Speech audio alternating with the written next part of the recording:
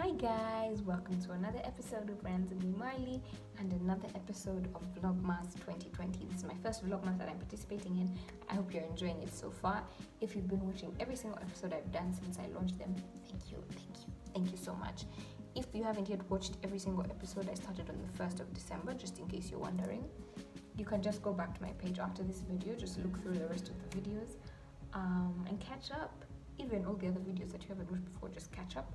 But thank you very much for tuning in and for watching today. I think that I'm going to make this a whole series because I think that there are so many different things that we can talk about within this topic and so many ways we can break it down. And for me, I'm choosing to share my story because I think that that's more practical and more relatable with, as opposed to just saying and throwing things at you and sort of feeling like it's a lecture. Finding your purpose.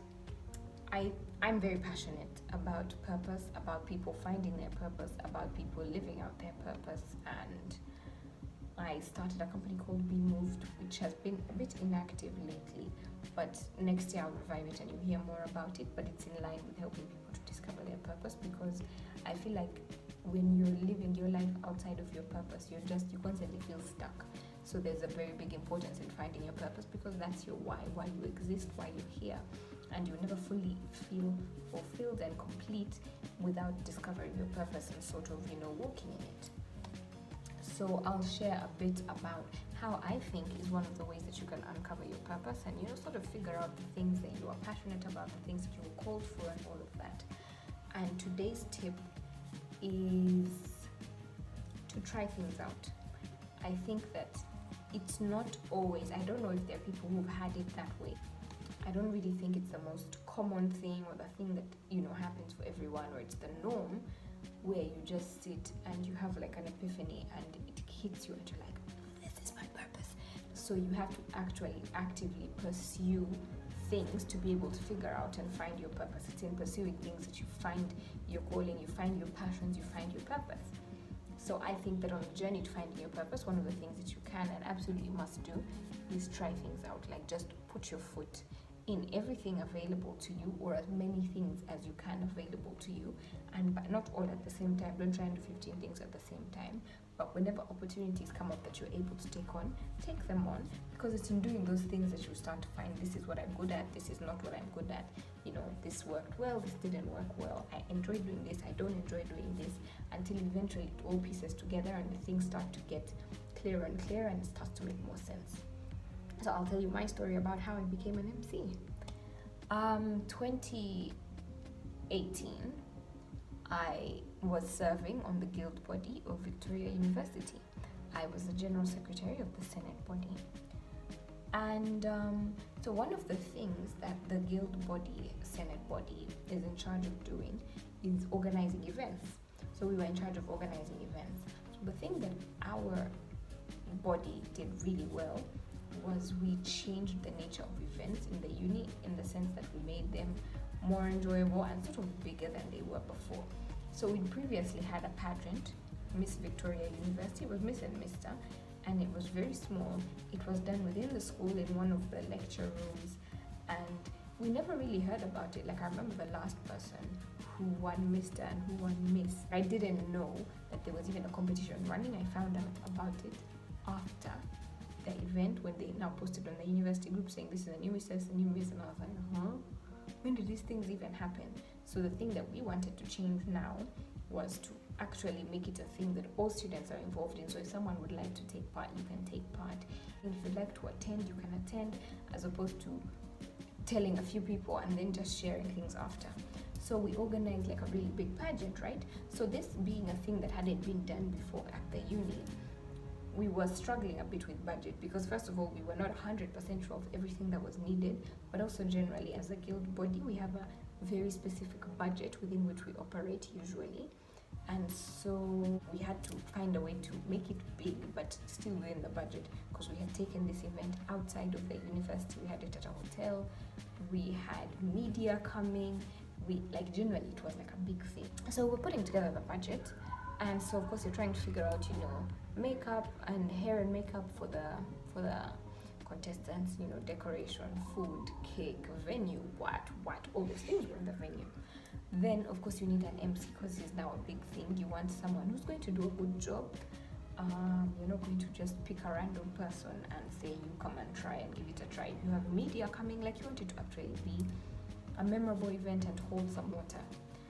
But we didn't have $1 million on our budget for an MC, which is the average I think that MCs usually make.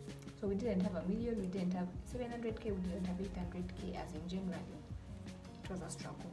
So we were trying to figure out like, oh, what can we do, where can we get an MC from? Guys, we had 150k on the budget for an MC.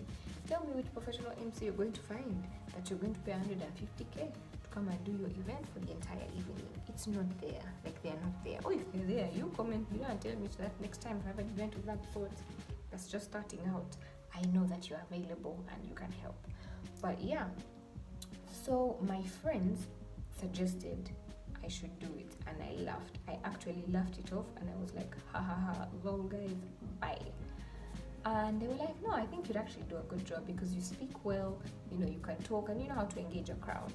So at this point, I liked public speaking. I like to talk. I've always liked to talk. So I was not really afraid that I wasn't going to be able to talk. But at that point in my mind, I had this idea of MCs as being funny. So I thought I have to go there and crack jokes. That's what an MC does. Like, I don't know why, but that's just what my mind had thought. Also, most of the MCs that I'd see, you know, had like a sense of humor, were saying things, cracking jokes. What? I'm like, you want me to go and manufacture jokes and crack them for people? I will not do it. So I was focusing on the comedy and the humor of it as opposed to the speaking. So I'm like, I can't do it, you guys. I cannot be an MC. It's not going to work. So we let it go. So we continue with the budget, fighting with the budget, whatever. It came up again. They're like, man, Marlie, I think you should just do it. And the thing is, I don't know why they didn't move on. The first time I said it and tried to find someone else, I'm grateful though. But I wonder, because usually, like, if we reached out to a decorator and they said, I'm not available that day, or I can't do it, you know, what would you do? You would say, oh, okay, and then adjust accordingly. But somehow, I think it was also a divine work of God, really. But, you know, it came up again. So I remember just they convinced me a number of times. And then I think it helped that because I was involved in the whole thing of the event and I wanted the event to be a success and I was really seeing that we were stuck, it was for me like an act of service. Like, I was like, okay, because I'm devoted to this leadership that I'm in and to having a good event and whatever, and because I understand that we're constrained with a budget, let me give in, I'll do it. So I was like, okay. So now from the time they told me I'll do it, I was like, man, I was under pressure. You guys, I discovered it in my notes the other day. I still have my entire preparation thing. Like, I prepared jokes, I prepared the things I was going to say, and said, this is how I'm going to greet, this is what I'm going to say, as in I prepared like a whole entire script. Anyway, so long story short, the day comes, I really prepared. I changed outfits in line with what the contestants were doing. So they had like an African, you know, like a cultural section where they were doing cultural wear and whatever. I wore something, you know, African print. Then they had a creative outfit. I was still in my African print thing. Then in the end, for the crowning, they had a gown. I had a gown. As in, generally, I prepared. I over-prepared. I was ready. So the day comes, and I did a good job. First of all, I enjoyed it. Second of all, I actually cracked jokes. I don't know where I picked them from, but I cracked jokes. People actually laughed, genuinely laughed. People came after, and they're like, this is a good job. I was like, wow. But I really enjoyed it, like, aside from what other people had to say and whatever, which is also important because you need to know if you are appealing to your audience or not. But aside from what other people had to say, I personally enjoyed it. I was like, this was actually so much fun. Like, you don't always have to be public speaking about finding your purpose. Doing this because I was doing a lot of things with young people at the time, going to schools, having talks, outreaches, and I was enjoying it because they are very directly adding purpose and adding value to people. And in my mind, I felt like MCing wasn't doing that, but also like you had to have jokes and you had to be funny and you had to whatever, and that wasn't pressure that I was willing to succumb to. And so I remember from there, I became the official MC my entire time in service at Victoria University, and then even a bit after, until I graduated, I was the official MC. And it was good. Like, I enjoyed it. The amount of money that I received the first time was 150. So my very first MCing job, I received 150, and I was happy because I didn't have certain expectations. I knew first of all what the budget was, so I could understand what the 150 was about. Second of all, it's not something that I'd ever done before, so for me, I was just happy to have the platform The first time, first of all, I wasn't even really interested, but I, decided to go ahead with it and whatever. But then moving forward, I was happy to have the platform. What I did was make sure I got pictures every time I emceed, a few videos if I could, and things like that, which I could then share on my social media to let other people know. So outside of Victoria University, I could then charge more than 150 to 100k. But within Victoria University, that was always my standard rate because I understood the budget and I was okay with it. And it's the place that sort of nurtured me. It was my launch pad, so I was sort of comfortable, I think, with that.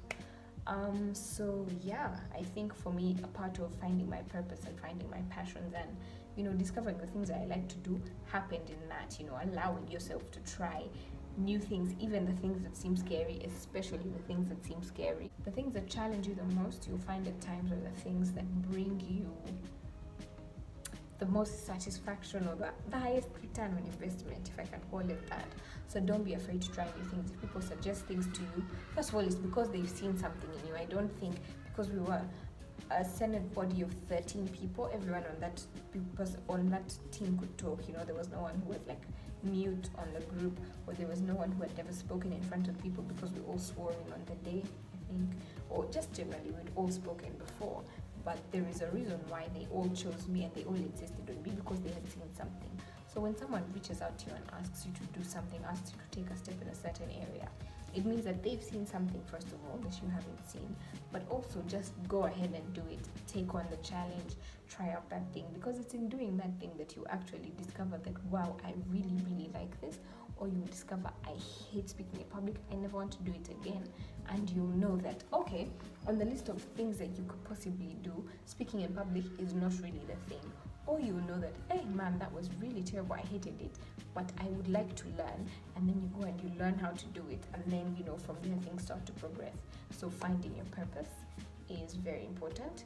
And I think one of the things that you can do to find your purpose is just put your foot in different things, try out different things until you find what works and what doesn't work for you, what you enjoy, what you don't enjoy. I really, really hope this has been useful for you.